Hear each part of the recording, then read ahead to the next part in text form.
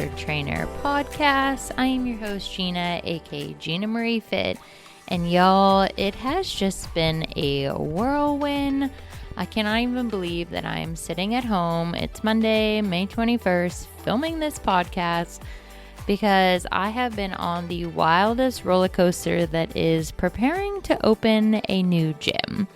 And as we've talked about on this podcast before, this has been very interesting. I've learned so much, but also have endured so many changes, adjustments, delays. It's like every business in Tampa faces the same obstacles, which is always interesting to me because Tampa, it's such a growing city, but they make growth really difficult sometimes. And like I was saying to somebody the other day, at the same time, as frustrated as you want to be, they're human beings. And with the city growing faster than it can keep up, the people that are doing everything they need to do also can't keep up. And so it's like anything or anywhere you go, everywhere is like understaffed, overworked. It's a tough environment, but we officially opened last Wednesday. Had our first member day, and then we were open to the public from Thursday to Sunday. And it's so funny because everybody warns you like how intense the experience is and it's exhausting. And I think just because I am who I am and I've just been used to working 70, 80-hour weeks for like more than a year now, that I was not fazed by the amount of work. I honestly, like Sunday came around and I was sitting at home doing my client updates, and I literally was just kind of looking around. Like it just felt, I keep saying surreal. I feel like part of me in the back of my mind was wondering, like, is this going to happen? Is this worth doing? Like, are you sure you want to do this again? Be in charge of a franchise fitness studio? And then seeing it come to fruition, meeting so many new people, working really long hours, it was just honestly just wild. And it happened so fast and it's already over. And I'm like confused because I'm off today. I'm not used to being off. I ran some errands. I laid by the pool and read a book. I have a head coach call with corporate at 2:00 that I'm taking from home. And I just feel really weird. And part of me, I feel like I know is hard for some people. When you were used to working the way I've had to work my whole life and used to putting in the hours that I've had to put in, I am somebody that doesn't actually do well with a lot of downtime. And I know that people say, oh, you need to rest and you need time off. And I know that. But for me, I have to have routine. And the only way that my brain can function is with routine. And for me, it's really hard to just not do anything because then I feel very scatterbrained. I can't focus. It's not like I'm still not quote unquote normal. And so for me to have a day off is very triggering because I have a lot in my brain that routine keeps going. And so when I got up today, I got up early because I'm just used to getting up early. And I went and laid down on the couch and I was just feeling really sad. And we'll talk about it because it's part of what today's episode is about. And I was feeling really lost and I was laying there watching a show. And I was like, you know what? You're tired. Go lay back down. So I laid back down, went back to bed, got up again at 9:30. And I hate running errands in Tampa like later in the day because there's too many people. So I went to Michael's, went to Marshall's. Oh, and did returns at Whole Foods. And so I was just like, got the little stuff I needed done, which makes me feel good. With the way my brain is now, like accomplishments are really good for me, even if it's just returning something to Amazon. Being able to check off boxes and know I got what needed done and I didn't forget. I'm always so afraid I'm forgetting things. And so for me, those little things are important. And now I'm filming a podcast. I'm going to do some work for my clients and I'm just resting. I really want to take the cardio class at Body Fit Training today. But y'all, I'm so scared to resume normal activity. I can now. The doctor said as long as there's no increased pressure in my brain, no cervical spinal issues, I don't feel any pain, part of my injury, and I feel like so many people like know that I have a brain injury now and they're focused on that. What a lot of people I think don't realize is that my entire cervical spine was displaced. All of the bones in my neck are not in alignment anymore. So when I look up, I actually they touch, and I have limited range of motion when I look up now, unless I force my head up. And so all of the pounding and the jumping is something that we really are going to see if it causes any adverse reactions. We don't know yet. And so on top of having a brain injury, I also have damage to my C-spine. And that's not something you can mess with. And so I really want to take it slow, give it a shot. If I feel up to it, I'm going to walk over there and take class today. But today's episode, I had something else planned. And when I woke up this morning and the way I felt, I was like, okay, it's time. So part of my recommendations when I got diagnosed with my traumatic brain injury, it's a really surreal thing because when they found out how severe it was, when I got my testing done, they sat me down and they handed me some pamphlets. And it really felt like something out of a movie, honestly, because they're sitting down having a conversation with you because I have now an increased risk for some significant mental health concerns.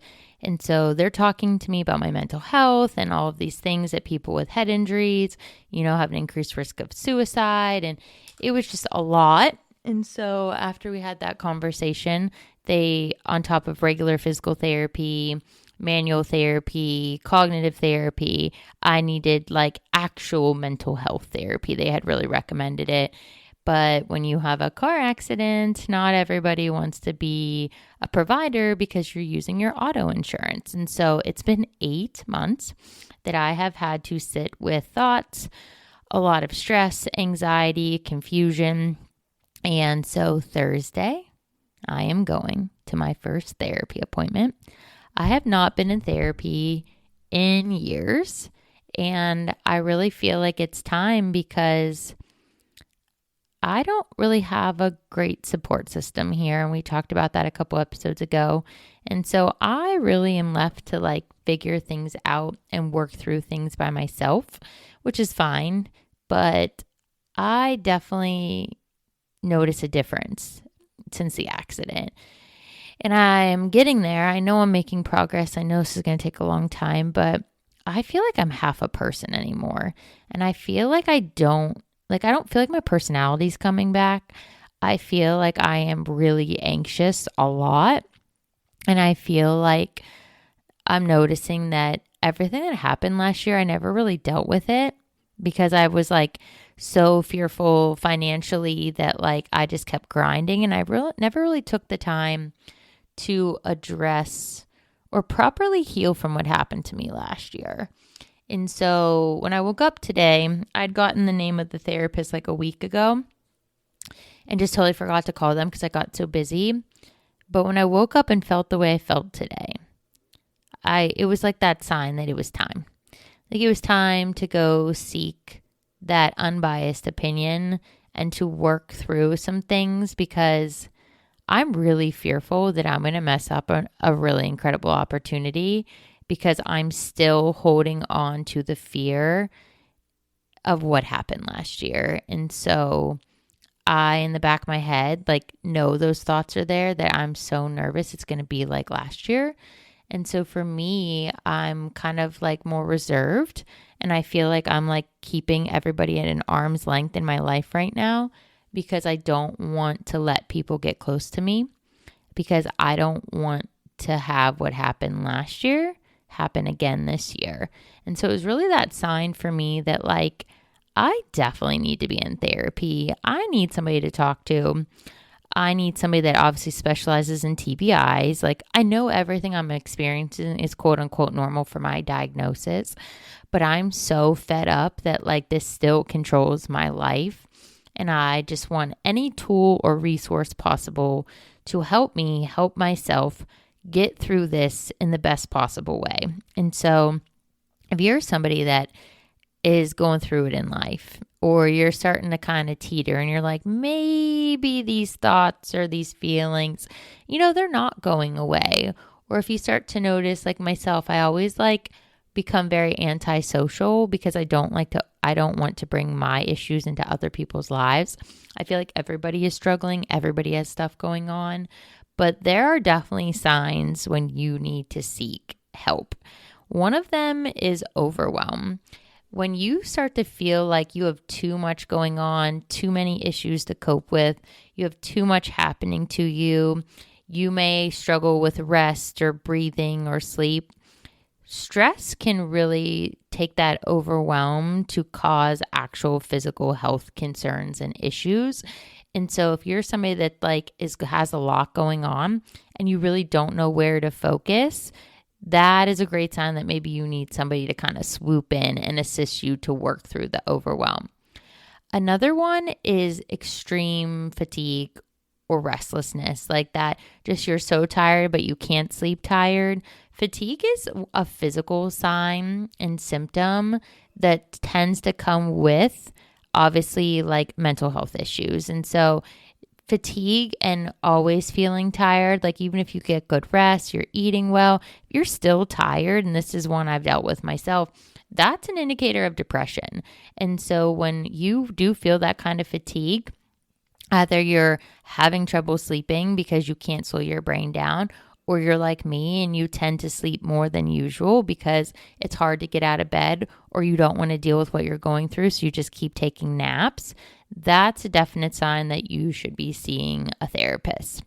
Another thing that is something that they warned me about with TBIs, and I'm sure other people just deal with this, is irritability and anger. So in the beginning, they warn you about how short your fuse is, so to speak.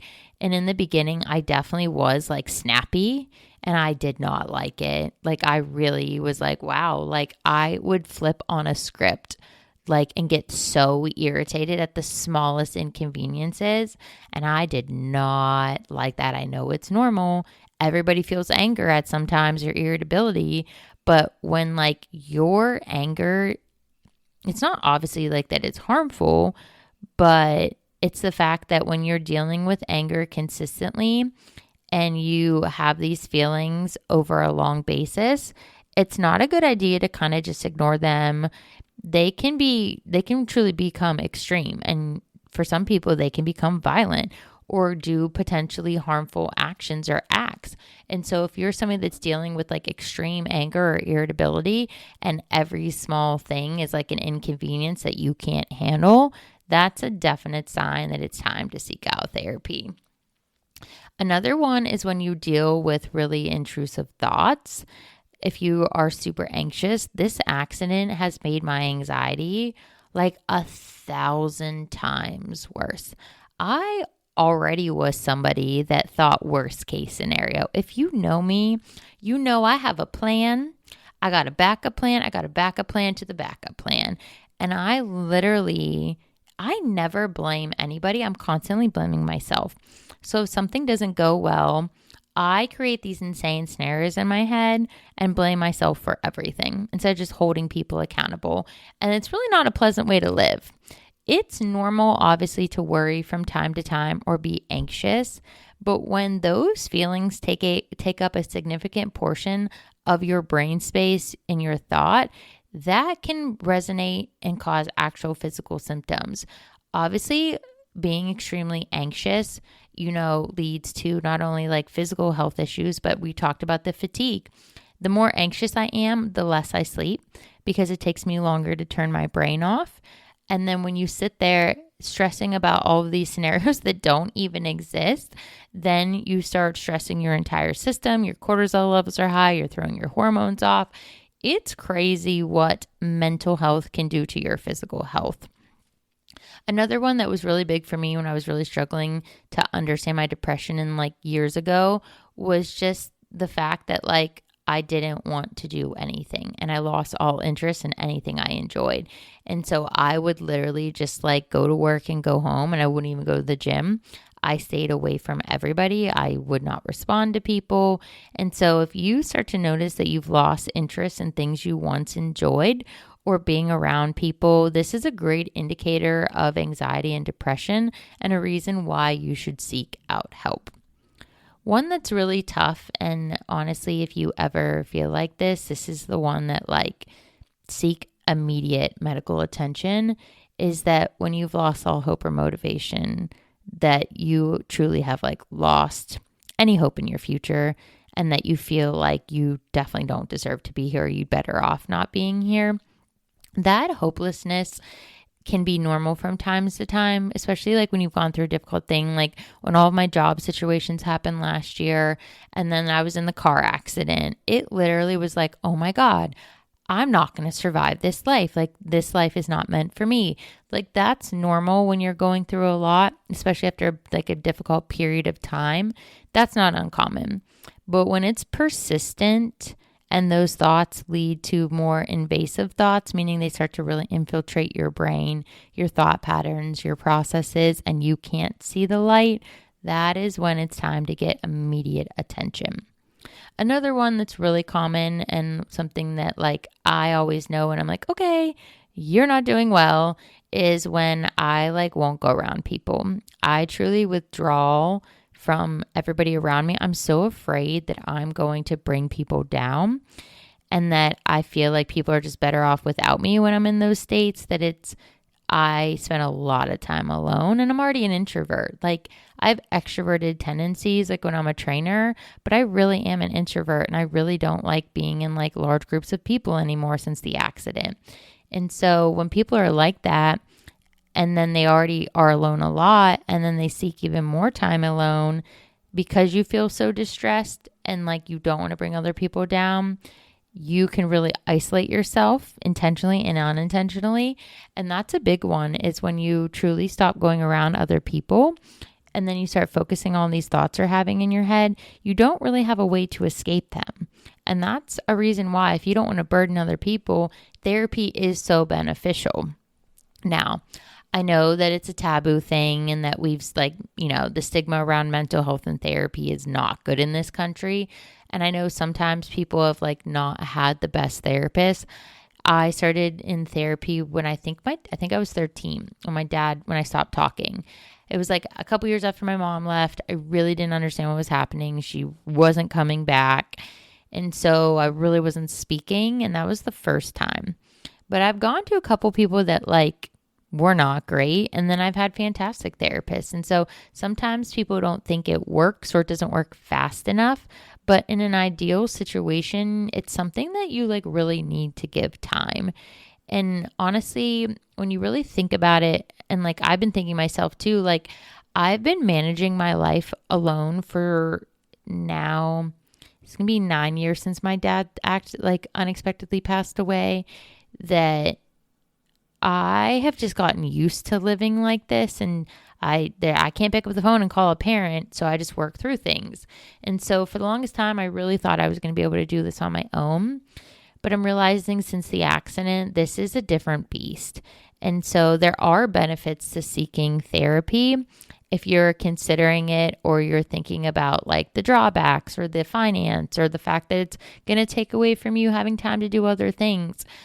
Things that I've learned and loved the most about going to therapy is it always helps me improve my overall quality of life. Like, it definitely showcases areas I'm holding back. It helps me to see areas that like when I couldn't envision moving forward, or when I couldn't see the light at the end of the tunnel. It really does help you improve all areas of your life, because when you start to resolve the struggles and issues that you have, you start to open up in other areas, and then you start to feel better about your overall quality of life, not just the issue that you're seeking assistance for. Second thing, my health, when I'm struggling with my mental health and I seek therapy, always improves. Obviously, there's a lot of GI gut health linked to mental health. And so untreated mental health issues obviously impact your physical health, and it also impacts your emotional health. So when you deal with those issues, you're more than likely going to see an improvement in your overall health as well. A big one for me is that when I am in therapy, it really helps my interactions with people in my relationships, friends, family.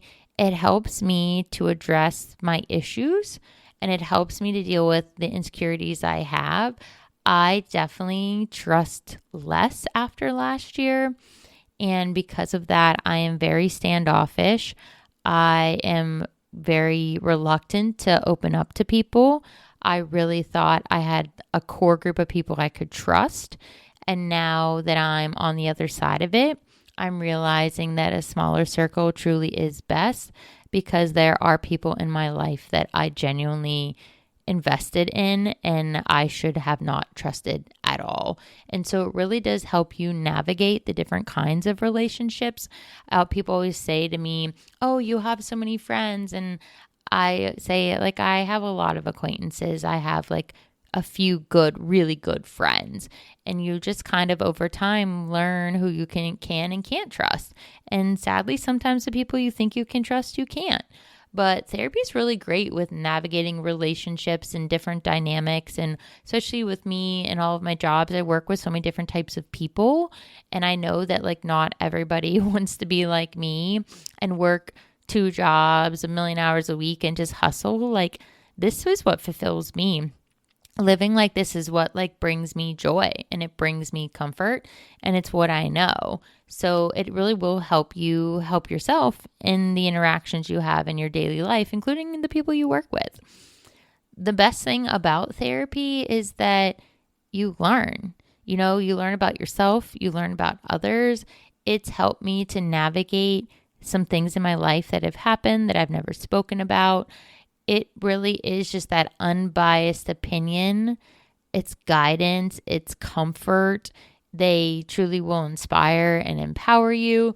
They also give you tangible tips and ways to kind of reverse engineer what you need in a sense so that you can accomplish your goals. I remember after like going through everything when I was younger, when I was in my 20s, going to therapy, and I had changed schools and like so much had happened, and it really helped me set a path for where I wanted to go. And so it was super beneficial because it gives you insight into where you need to go, or it helps you kind of find direction if you're feeling lost. And then the reality is it's kind of like a workout. I've never regretted going to therapy. I always feel better after. Sometimes I'm apprehensive, like when it's cardio day, but I always feel better after I go. I always learn something. I always have something to take away. It really does give you the validation you need sometimes. And for me right now, in the current circumstances that I'm in, like I genuinely know I just need to talk to somebody. And it's not something I want to talk to anybody I know here about. And it's nothing against anybody, my friends here. They're wonderful. I need somebody that knows what it's like to have a TBI. And I need somebody that knows what it's like, who's worked with other patients that have been through this scenario, to really guide me to understand like what the hell is happening and why is it happening and is it ever going to get better? Because I obviously know working in physical therapy how much time this takes, but I also know that like I just want to feel whole on my own again, and I don't want to wake up feeling the way I woke up today and many other days, and I don't want to have to like take so much time to process everything or my reading comprehend. Like I just want as many tangible resources and tools as I can to help navigate healing. But also, I know there's a lot of people out there and a lot of people that listen to my podcast. You too need it.